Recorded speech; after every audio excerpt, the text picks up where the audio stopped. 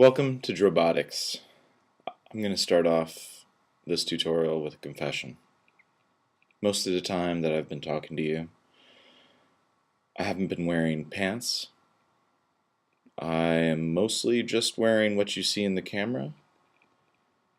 And today I just gave up and said, I need to put out this tutorial, and I'm going to do it, and I'm going to accept that I don't want to put pants on.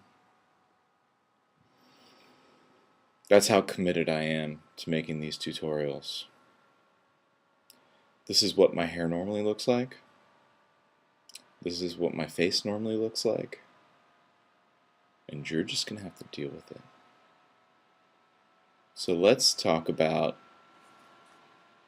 LFOs. An LFO is a low-frequency oscillator.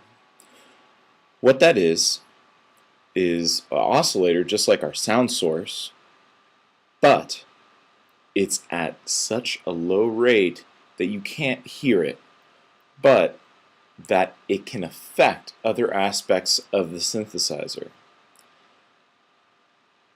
Once again, there's no way to describe it using the analogy that I've pointed out for us.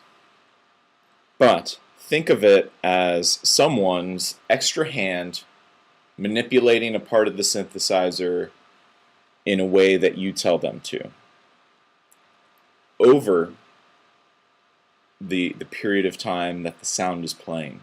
So it's not going to stop like an envelope.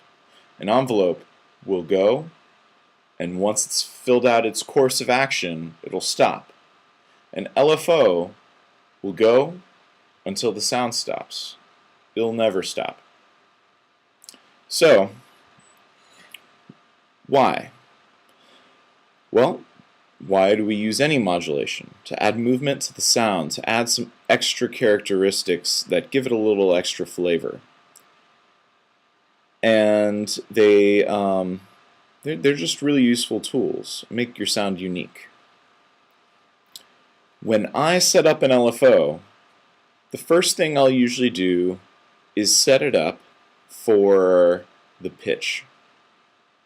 The destination being the pitch.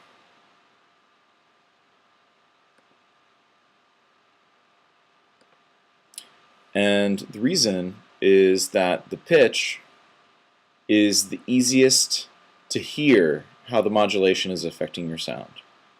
Let's see what the LFO1 affecting pitch 1 sounds like. Or let's do LFO2 for other reasons that I'll show you in a minute.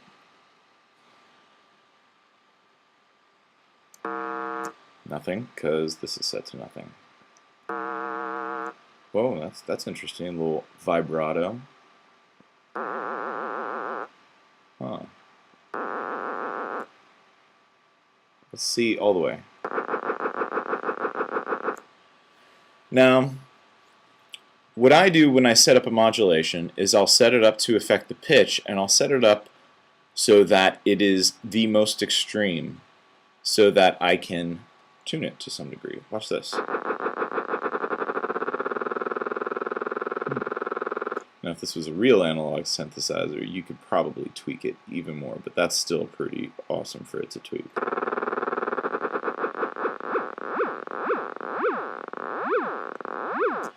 And just like any other oscillator, you can change the wave. So let's see what that sounds like.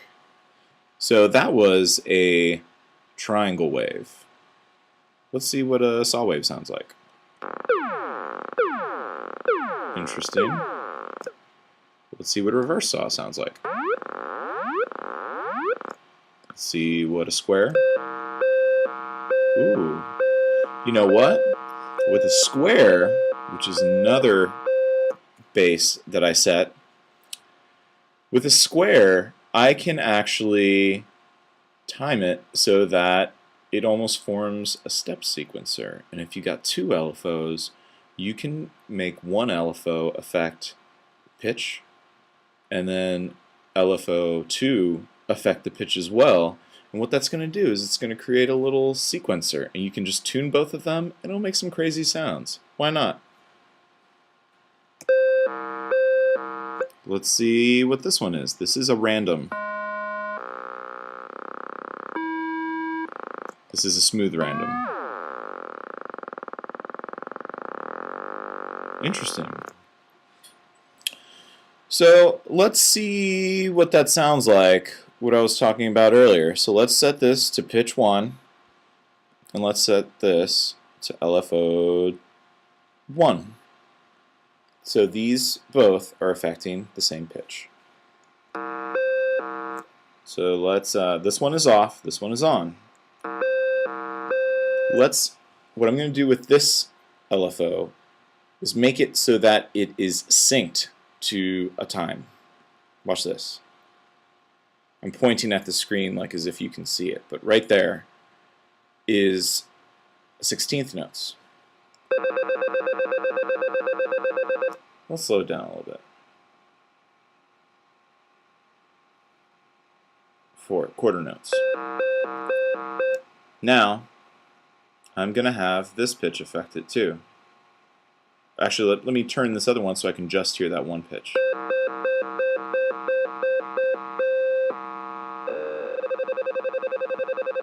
Okay, let's see what this sounds like. Wow. Pretty amazing, huh? So that's just kind of like a quick way to just mess around with stuff. Now, so I'm bypassing this one. Now, what I'm going to do is I'm going to show you common LFOs and the names. This is vibrato.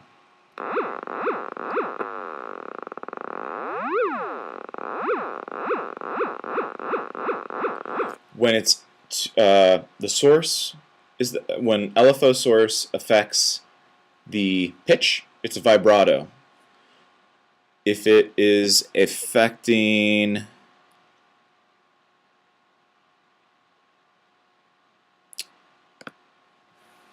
the amp or the level, it is a tremolo.